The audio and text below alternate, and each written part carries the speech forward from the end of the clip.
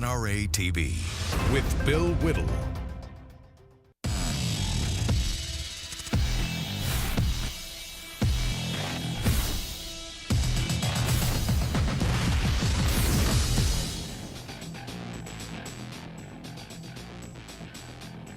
Hi, everybody. Welcome to the Hot Mike Show. I'm Bill Whittle here from Los Angeles, sitting in for Hot Mike, who apparently was trapped inside a tanning booth, and we didn't even know about it until the smoke detectors went off. So he's not going to be here today. We expect him back on Monday. We've been talking a lot about the froth and the anger and the resentment and all of the rest of this stuff that is just a daily part of our lives out here in Los Angeles, especially as conservatives in Los Angeles, but for everybody in the country as well, having to listen to this mockery all the time and so on. And so today we're going to have a little more fun with this because one of the things that we discover when dealing with our progressive overlords is that they're very, very good at dealing out mockery and insult, but not so good in terms of taking them. So let's start with something that is just delicious. This is the kind of thing that just makes me feel good as a human being because it's instant karma is what it is. If you haven't heard of it before, it's called the Streisand effect. And CNN, with their intimidation of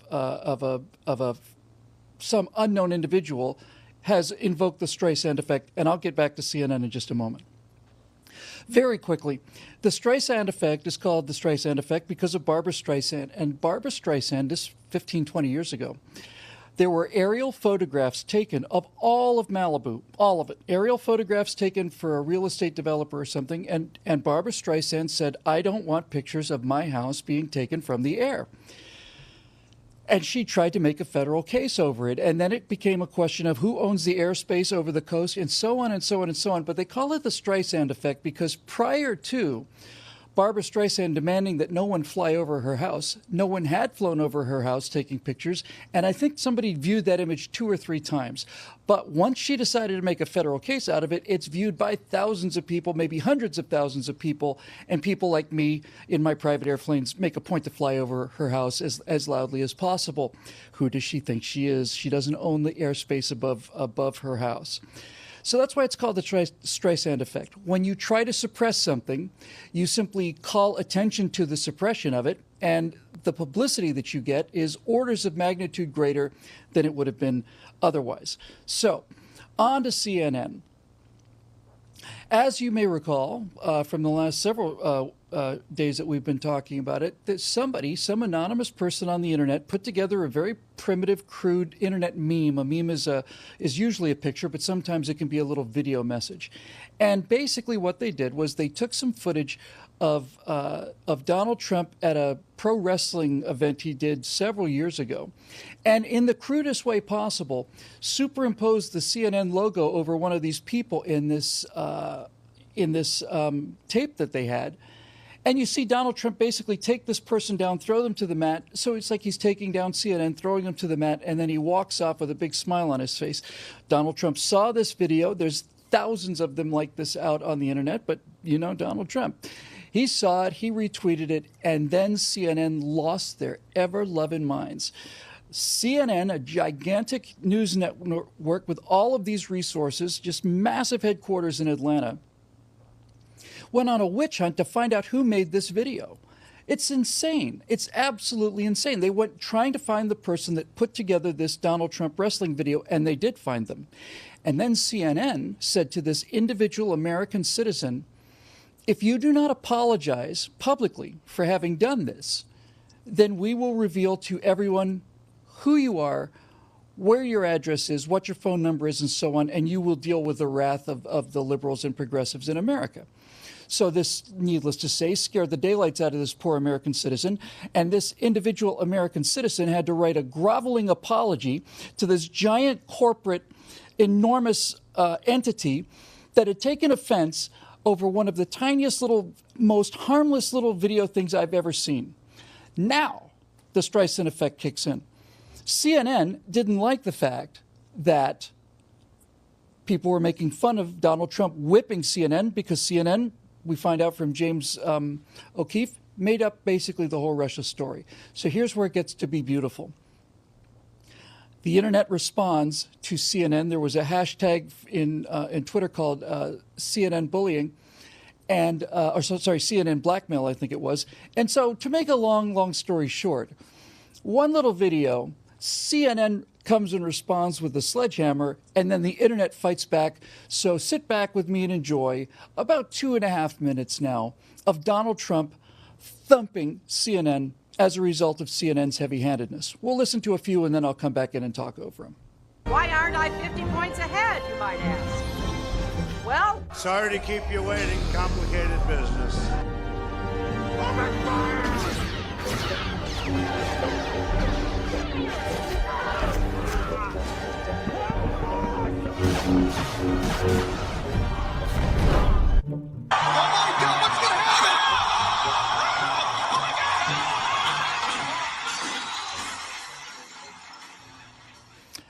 That's the original there, by the way, the Donald Trump wrestling piece. Look, here's something from 300. CNN getting kicked into the pit. This is Sparta. Here's something from some other wrestling movie, and this one's kind of interesting. Ooh, that's going to hurt. That's going to hurt a little bit. And I'm just letting them run, because what you're seeing here is really actually quite important. This is from the Avengers, by the way. And I'll tell you why it's important. It's important because this is the pop culture fighting back. And for the first time in my memory, the pop culture is fighting back on behalf of a Republican against the liberals. I've never seen it before. But these videos, and there are hundreds of them now, every single one of them shows not only Donald Trump winning this fight, but winning this fight in just an overwhelming fashion. I mean, just absolutely destroying CNN. And this move on the part of CNN, I think, is just a simple case of insanity. That's actually my favorite. You just saw CNN just crawling into its own garbage can. There's Donald Trump, knocks him out again, and so on. The week they had after James O'Keefe exposed them for understanding that the Russia-Trump story was nonsense and running it anyway, I think it left them so much in a panic that somewhere or another they decided to go after some poor guy. And you don't attack the internet, because when you attack the internet, you're attacking several billion people, and they will fight back, as you can see here. So that's the theme for today. And that is basically how thin-skinned the left is, and how unbearably, unsufferably pompous and arrogant they are. And in order to help me lacerate this gigantic bubble of pomposity and arrogance is my good friend Evan Sayet, coming to us also from here in Los Angeles, California. Evan Sayet's a stand-up comedian, a conservative stand-up comedian. He wrote a tremendous book called The Kindergarten of Eden, How Modern Liberals Think. And it's great to have you back on the show there, buddy. How are you? You too, Bill. It's always good to be with you. Okay, so Evan, I told you this. I think it actually shows up in the foreword of your book. I was very flattered by this. But you understand how liberals think better than anybody I've ever met. And I want to talk about the thin-skinned quality of them. So let's start with Meryl Streep. As you remember, Meryl Streep got up and made a speech after Trump had been elected, and she basically, talked about the president is just basically did the exact typical kind of dismissal, and just this sense of sneering superiority over Trump, and not just over Trump, but also over his supporters. And she said things like, if it weren't for we actors, then there'd be nothing in America but football and NASCAR and all the rest. But here's the thing, Evan. She said the first thing that came out of her mouth was, well, here we are. It was at a foreign press dinner. Here we are. It was the Golden Globes, I think. Here we are, the most despised people in America: liberals, celebrities, and foreigners. And I remember thinking, I got nothing against foreigners.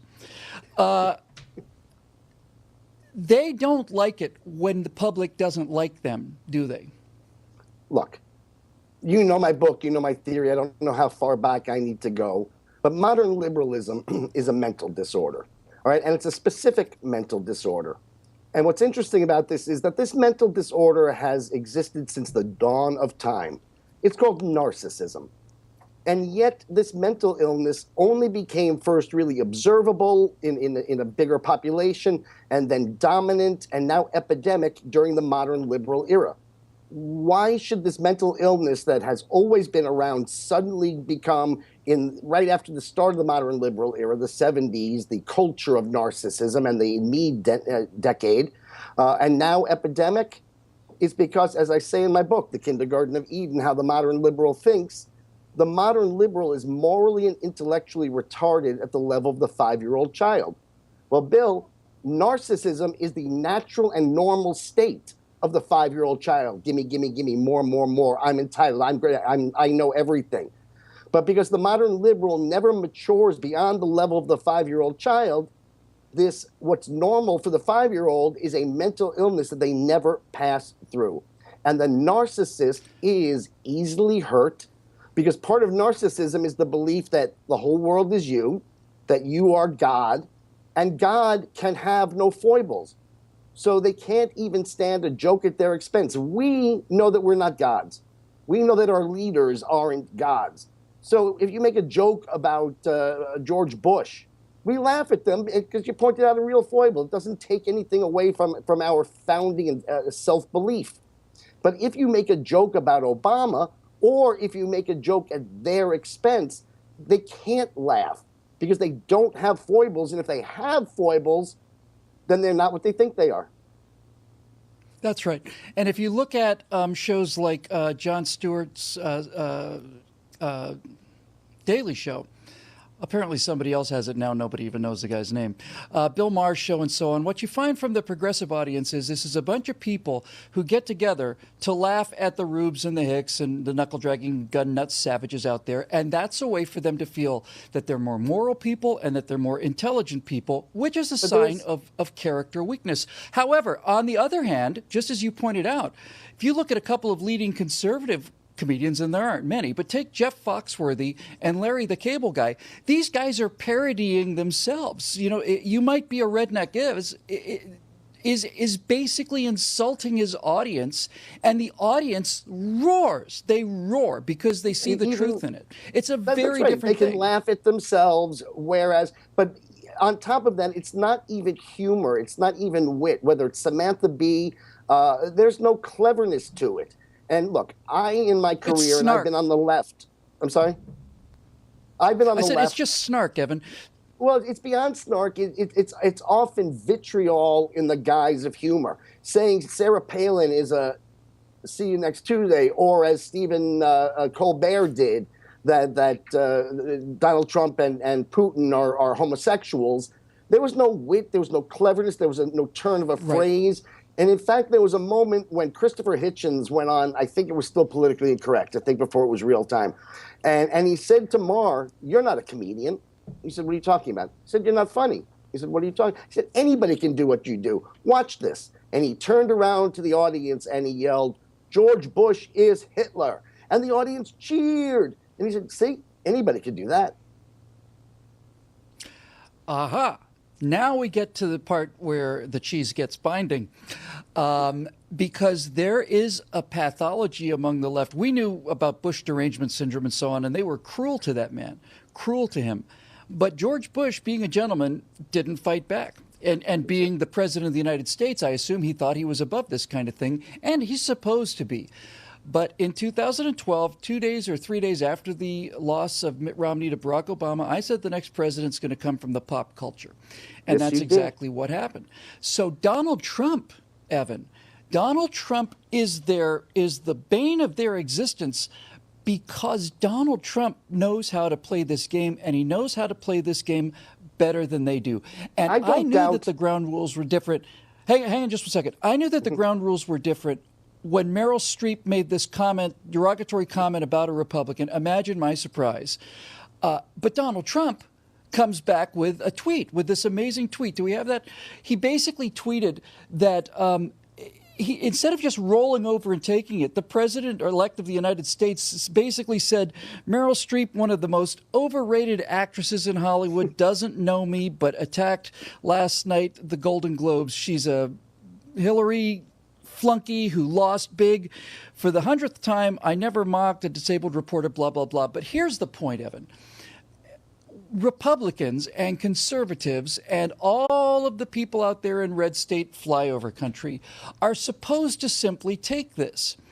And for us to dish it back is something they're not used to. It got deep into Meryl Streep, didn't it? That got under her skin when the president-elect called her a has-been and overrated. She never forgot it. She never will. We tried civility. All right? Could there be anybody who wanted to be more collegial than John McCain? We tried propriety. Could there have been a nicer man on the planet than Mitt Romney? All right, we stayed above the fray and above the dignity, or where the dignity should be, of the office with George Bush.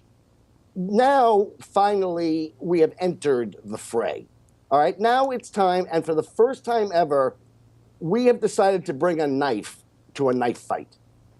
All right, for all these years, they were in a knife fight, and we weren't fighting at all. We were playing by rules of dignity and standards, of collegiality. We were playing by, and there's a reason that Saul Alinsky made make the other side live up to their values one of his rules for radicals. Because when you make the other side live up to their values and you have no values, that gives you the winning advantage. So, you know, there are some people who complain that Donald Trump is operating beneath the dignity of the office. Maybe. But there's no other way to win this war without fighting it somewhat beneath our ideal standards. You know, and I'll give you an example. In a time of peace, I think General Grant might have lost his job over being a drunk, right? But in a time of war, it was necessary to have him, so you lowered your standards and you allowed him to continue to fight. And had Abraham Lincoln said, you know what, I will not have a drinker in the military, the Democrats would still have slaves, right? That's in right. World War II, Instead, he said, I can't spare this man. He fights. Now, their examples are everywhere, Evan. They're everywhere. And when we come back after the break, I want to talk about the basic progressive psychology and why the fact that criticism is something that bothers them very much, but the fact is that mocking them is something that they just simply cannot handle. And we've got a president who knows how to fight that fight. We'll get into the details of that with our guest, Evan Sayet, when we come back from this break. I'm Bill Whittle. This is Hot Mike on NRATV.